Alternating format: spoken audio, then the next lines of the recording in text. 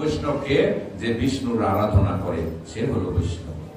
3 যুগে বৈষ্ণব ধর্ম ছিল না, আমার বহু সুন্দর এই কলি যুগে বৈষ্ণব ধর্ম এনেছেন।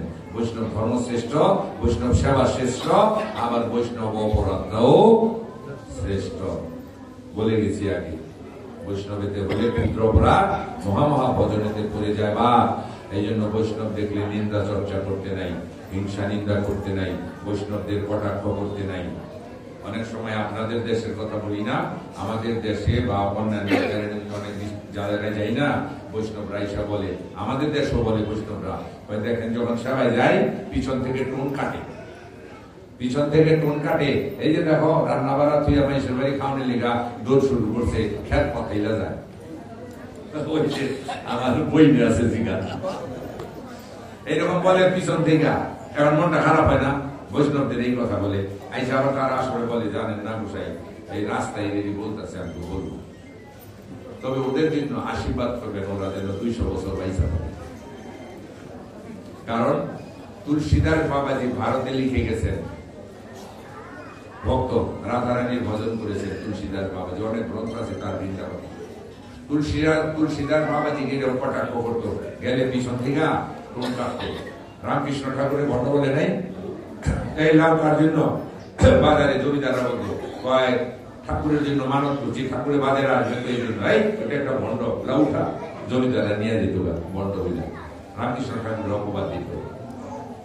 রামকৃষ্ণ ঠাকুর এই স্বামী বিবেকানন্দ বলতো, ঠাকুর তোমাকে ভণ্ড ভণ্ড অনেক কিছু বলে, আমার তো সহ্য হয় না, অনেক খারাপ লাগে শুনতে, গুরু নিন্দা শুনতে নাই, অনেক কিছু বলে, বলুক, ওরা বেঁচে থাকে, আশীর্বাদ করো ওরা যেন বেঁচে থাকে।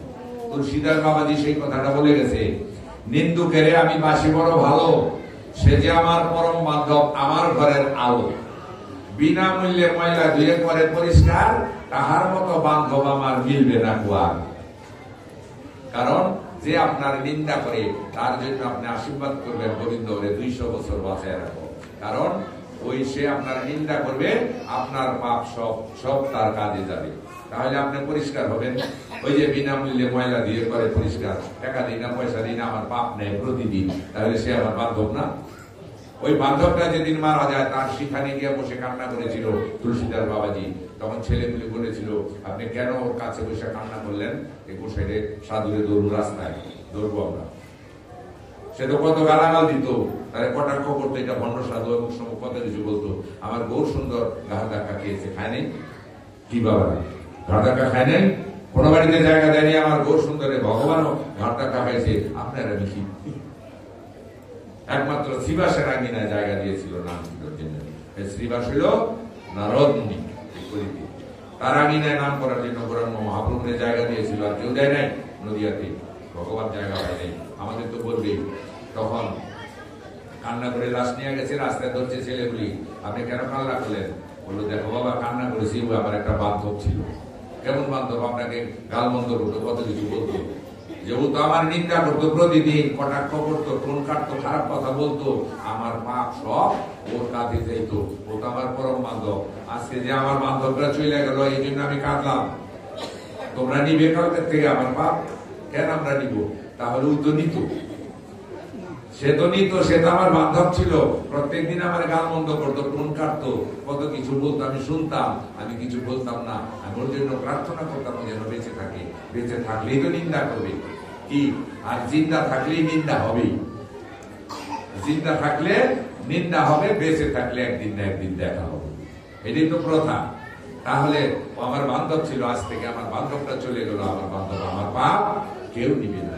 এই জন্য বললাম যে যারা নিন্দা করে তাদের জন্য গোবিন্দের কাছে প্রার্থনা করেন, সে যেন বেঁচে থাকে, তাহলে আপনার পাপ বিনামূল্যে সে নিবে।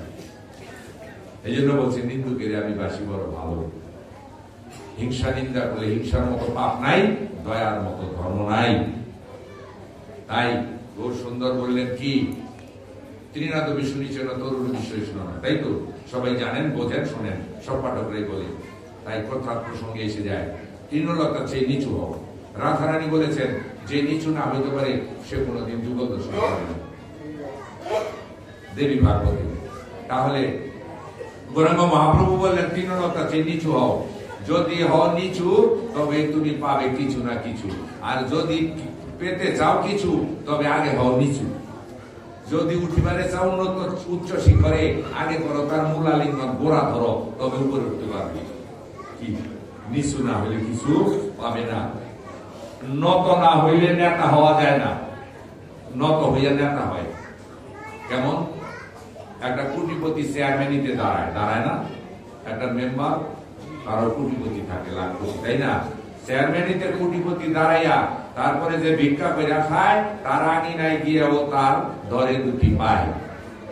কি ভোটটা একটা ভোটের জন্য দেখছেন, কোটিপতি সেও নিচা হইয়া যে গরিবের বাড়িতে হ্যাঁ এত বছর একদিনও যায় নাই, চেয়ারম্যানিতে দাঁড়িয়ে এতটাই নিচা হয়েছে সে তার পায়ে ধরছে একটা ভোটের জন্য। যখন ভোট দিল সে তখন বড় হইয়া এখন হয়ে গেল নেতা। এখন তার সাথে দেখা করলে পাশ লাগবে, ঘুমাইতেছে কালকা শেষ, দেখছেন? কারণ নেতা হয়েছে, মানে নত হয়েছে বিদায় সে নেতা হয়েছে। এই জন্য যদি পেতে চাও কিছু আগে হও নিচু। নিচুতে কি? নিচুতে হলো চরণ। আমরা চরণের অভিলাষী। চরণ উপরে না নিচে? নিচে। তাহলে চরণ বানানে তিনটা অক্ষর না? চ র ন। সতে চোখ, রতে রাখো, নতে নিচে। তোমার চোখ রাখো নিচে, নিচে চরণ ধরো। চরণ করো করণ, জন্ম মরণ হবে বারণ। চরণ ধরো, করণ করো। যদি করণ না করতে পারো তাহলে করণ বানানটা উল্টে যাবে। করণ বানানটা উল্টে লিখলে কি হবে? করণ হইল না, তাহলে উল্টে গেল না, নরক। নরক, দেখছেন? তাহলে করণ যদি না করতে পারি বানানটা উল্টে গেলে যাব নরকে। এই জন্য গৌরাঙ্গ মহাপ্রভু বলছে নিচু হও। নিচু মানে নরম হও, বিনম্র। আর নরম যদি না হইতে পারি তাহলে কি হবে? বানানটা উল্টাইলে হ্যাঁ মরণ। নরম না হইতে পারলেও মরণ হবে। যদি নরম না হইতে পারি আর রক্ষা নাই। এই জন্য বলছে নিচু হও, ধরচরণ কর করণ, জন্ম মরণ হবে বারণ। তাই কারা নরম হয়? আপনাদের মতো ভক্তরা, বৈষ্ণব। এই বৈষ্ণব ধর্ম নিয়ে আসলেন বহু সুন্দর, বলছি না? সেটা হলো বৈরাগী। আচ্ছা, যদি বলি বৈরাগী উপায় আছে মাইজুরের, তাই না? আচ্ছা, তাহলে বৈরাগী কি? ডেফিনিশন কি? ব্যাখ্যা কি?